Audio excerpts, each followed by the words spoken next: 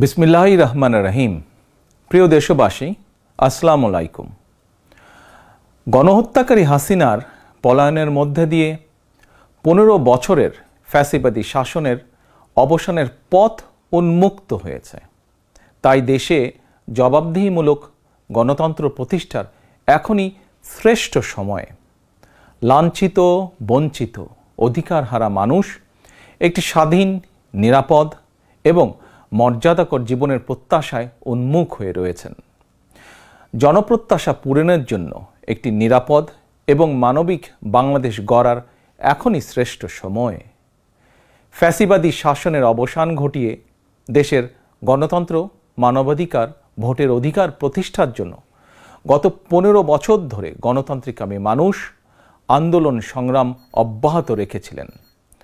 আন্দোলন করার সময়, আন্দোলনরত অবস্থায় এই সময় অসংখ্য মানুষ গুম হয়েছেন, অসংখ্য মানুষ হয়েছেন খুন, অপহৃত হয়েছেন বহু মানুষ, অনেকে চিরতরে হয়েছেন পঙ্গু।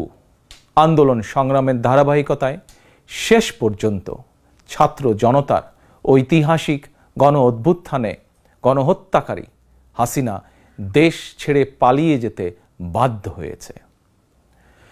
প্রিয় দেশবাসী, ঐতিহাসিক গণ অভ্যুত্থানের সাফল্য ও উদ্দেশ্য নস্যাৎ করে দিতে সুপরিকল্পিতভাবে চলছে ষড়যন্ত্র, এবং এই ষড়যন্ত্রের অংশ হিসাবেই একটি ধর্মীয় জনগোষ্ঠীর উপরে পরিকল্পিত হামলার ছক কষে দেশে একটি অস্থিতিশীলতার সৃষ্টির অপচেষ্টা চালানো হয়েছিল। তবে হাসিনা পতন আন্দোলনের পক্ষের শক্তি এবং অন্তর্বর্তী সরকারের সময়োচিত পদক্ষেপের কারণে বিতাড়িত অপশক্তির পরিস্থিতির অবনতি ঘটাতে ব্যর্থ হয়েছে। কিন্তু তারপরেও তাদের ষড়যন্ত্র থেমে নেই। কিন্তু গণ অভ্যুত্থানে চেতনা ও লক্ষ্য সুসংহত করতে হলে বিতাড়িত গণবিরোধী শক্তিকে আইনের মুখোমুখি করার পাশাপাশি জনগণের রাজনৈতিক এবং অর্থনৈতিক ক্ষমতায়ন অত্যন্ত জরুরি। জনগণের রাজনৈতিক ক্ষমতায়নের প্রধান হাতিয়ার হচ্ছে প্রতিটি নাগরিকের ভোট প্রয়োগের অধিকারকে নিশ্চিত করা যে কোনো মূল্যে। প্রিয় দেশবাসী, ক্ষমতার পরিবর্তন মানেই আমার কাছে শুধু রাষ্ট্র ক্ষমতার হাতবোতল নয়। ক্ষমতার পরিবর্তন মানে রাষ্ট্র এবং রাজনীতির গুণগত পরিবর্তন। জনগণের রাজনৈতিক এবং অর্থনৈতিক ক্ষমতায়ন নিশ্চিত করা না গেলে রাষ্ট্র এবং রাজনীতির কাঙ্ক্ষিত গুণগত পরিবর্তন সম্ভব নয়। কাঙ্ক্ষিত রাষ্ট্র সংস্কারে জনগণের আকাঙ্ক্ষা নিশ্চিত করতে হলে অবশ্যই গণতান্ত্রিক বিধি ব্যবস্থাকে টেকসই করতে হলে জনগণের ভোটে জনগণের কাছে জবাবদিহিমূলক সরকার প্রতিষ্ঠা করতেই হবে। বাংলাদেশের পক্ষের শক্তির কাছে, গণতান্ত্রিক শক্তির কাছে আমার বিনীত আহ্বান, আপনারা পরাজিত অপশক্তির পাতা ফাঁদে পা দেবেন না। ছাত্র জনতার গণ অভ্যুত্থানকে চূড়ান্ত সফলতায় নিতে হলে কেউ দখলদারিত্বে লিপ্ত হবেন না, দখলদারিত্বে সহায়তা করবেন না, কেউ দয়া করে দুর্বলের উপর আঘাত হানবেন না, কেউ দয়া করে নিজেদের হাতে আইন তুলে নিবেন না। প্রতিশোধ, প্রতিহিংসা নয়। আসুন কার্যকর রাষ্ট্র সংস্কার নিশ্চিত করতে তারুণ্যের কাঙ্ক্ষিত একটি বৈষম্যহীন গণতান্ত্রিক রাষ্ট্র নির্মাণ করতে আমরা প্রত্যেকেই যিনি যার অবস্থান থেকে আরও দায়িত্বশীলতার পরিচয় দেই। প্রিয় দেশবাসী, ভাই ও বোনেরা, ছাত্র জনতার গণ অভ্যুত্থানে বিশ্ববিদ্যালয়ের ছাত্র শহীদ আবু সাইদ, মাহফুজুর রহমান মুগ্ধ, কলেজ ছাত্র ওয়াসিম আকরাম, মাদ্রাসা ছাত্র আবদুল্লাহ আল মামুন, স্কুল ছাত্র রিফাত হোসেন, 60 বছর বয়সী একজন মা মায়া ইসলাম, 6 বছর বয়সী শিশু রিয়া গোপ, কিশোরী ছাত্রী নাইমা সুলতানা, কুমিল্লার আইনজীবী আবুল কালাম, চুয়াডাঙ্গার রাজমিস্ত্রি উজ্জ্বল হোসেন, নোয়াখালীর দোকান কর্মচারী আসিফ, বরগুনার ওষুধ কোম্পানির সেলসম্যান আল আমিনের মতন বিভিন্ন শ্রেণী পেশার হাজারো মানুষ শহীদ হয়েছেন। অসংখ্য মানুষ দেশের বিভিন্ন হাসপাতালে চিকিৎসাধীন রয়েছেন। পাবনার গাড়ি চালক আরাফাত হোসেন, মিরপুরে গুলিবিদ্ধ 22 বছর বয়সী মুস্তাকিম, দোকান কর্মচারী আতিকুল, অষ্টম শ্রেণীর শিক্ষার্থী তামিমের মতন অনেকের, বহু মানুষের হাত কিংবা পা কেটে ফেলতে হয়েছে। শত শত মানুষ দৃষ্টিশক্তি হারিয়ে ফেলেছেন, অন্ধ হয়ে গিয়েছেন চিরতরে, পঙ্গু হয়েছেন শত শত মানুষ চিরতরে। অসংখ্য প্রাণের বিনিময় 5ই আগস্ট অর্জিত স্বাধীনতায় গণতান্ত্রিকামী মানুষ আরও একবার স্বাধীনতার স্বাদ উপভোগ করলেও হাসিনা পতন আন্দোলনে যেসব পরিবার তাদের সন্তান স্বজনকে হারিয়েছেন কিংবা আহতদের চিকিৎসা করাতে গিয়ে যেসব পরিবারে অসহনীয় দুর্দশা নেমে এসেছে, সেসব বীর সন্তানদের ঘরে মুক্তির স্বাদের সেই ছোঁয়া এখনো লাগেনি। প্রিয় দেশবাসী, গণ অভ্যুত্থানে যারা হতাহত হয়েছেন তাদের তালিকা তৈরি করে প্রয়োজনীয় সহায়তার লক্ষ্যে অন্তর্বর্তীকালীন সরকার ইতিমধ্যেই নানা উদ্যোগ গ্রহণ করেছেন। এটি অবশ্যই একটি ইতিবাচক পদক্ষেপ। তবে গণ অভ্যুত্থানে যারা হতাহত হয়েছেন তাদের পরিবারের সদস্যদেরকে রাষ্ট্রীয় আয়োজনে সম্বর্ধনা দেওয়া হলে, রাষ্ট্রীয়ভাবে সম্মান জানালে কিছু সময়ের জন্য হলেও হতাহতদের পরিবারগুলো হয়তো একটু মানসিক সান্ত্বনা পাবেন। এ ধরনের উদ্যোগ গণ অভ্যুত্থানে চেতনাকে আরও শানিত করবে বলে আমার বিশ্বাস। একই সঙ্গে প্রতি বছর 5ই আগস্টকে রাষ্ট্রীয় উদ্যোগে জাতীয় জীবনে একটি বিশেষ দিবস হিসাবে পালন করার বিষয়টিও বিবেচনা করা দরকার বলে সমাজের বিভিন্ন শ্রেণী পেশার মানুষ বিশ্বাস করেন।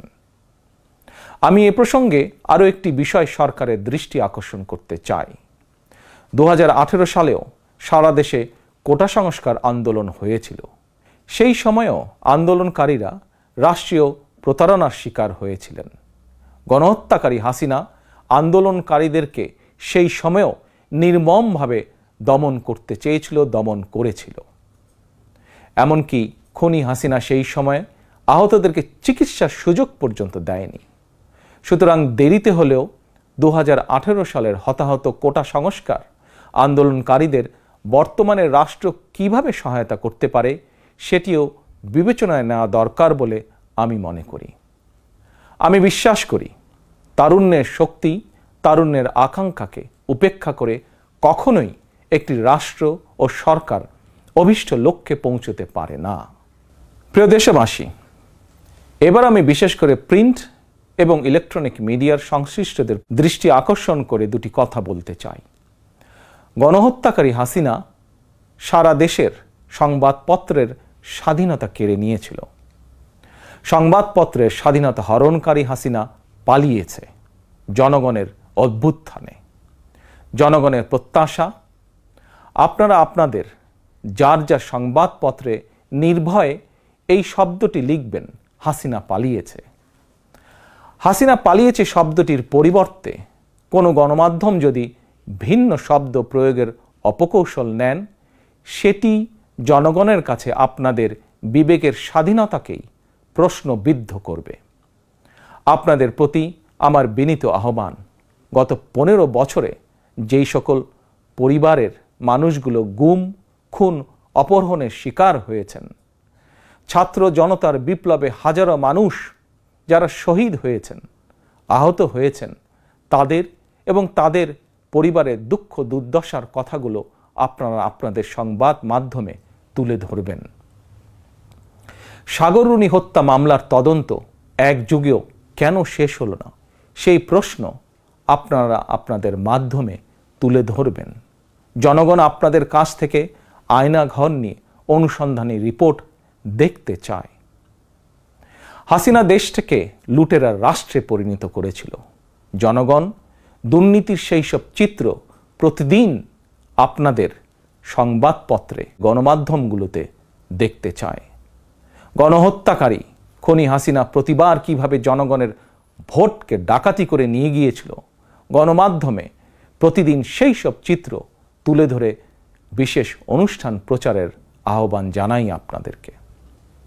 গণমাধ্যমে হাসিনার অপকর্ম ফ্রেমবন্দি থাকলে ভবিষ্যতে আর কেউ হাসিনার মতন ভোট ডাকাতি, গণহত্যায় লিপ্ত হতে সাহস করবে না, যা বাংলাদেশের ভবিষ্যৎ গণতন্ত্রের ভিতকে মজবুত করবে এবং ক্ষমতাসীনদেরকে স্বৈরাচারী আচরণ থেকে বিরত থাকতেও বাধ্য করবে।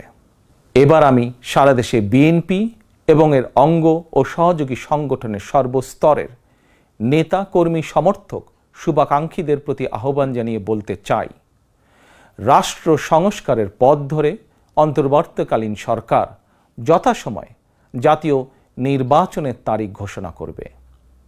সেই নির্বাচনে জনগণের রায় পেতে জনগণের মন জয় করুন। জনগণের বিশ্বাস, আস্থা এবং ভালোবাসা অর্জন করুন। জনগণের সুখে দুঃখে জনগণের সঙ্গে থাকুন, পাশে থাকুন, জনগণকে সঙ্গে রাখুন। ধর্ম, বর্ণ পরিচয়ের কারণে কেউ যাতে অনিরাপদ বোধ না করেন, দায়িত্বশীল এবং জনপ্রিয় দল বিএনপির একজন নেতা, কর্মী, সমর্থক হিসাবে সেটি আপনাদেরকে নিশ্চিত করতে হবে। সেটিকে নিশ্চিত করুন আপনারা। পরিশেষে আমি আরও একটি বিষয় উল্লেখ করতে চাই। গণহত্যাকারী হাসিনা পতনের আন্দোলনে দেশে ছাত্র জনতার পাশাপাশি প্রবাসী বাংলাদেশিরাও বিশেষ অবদান রেখেছেন।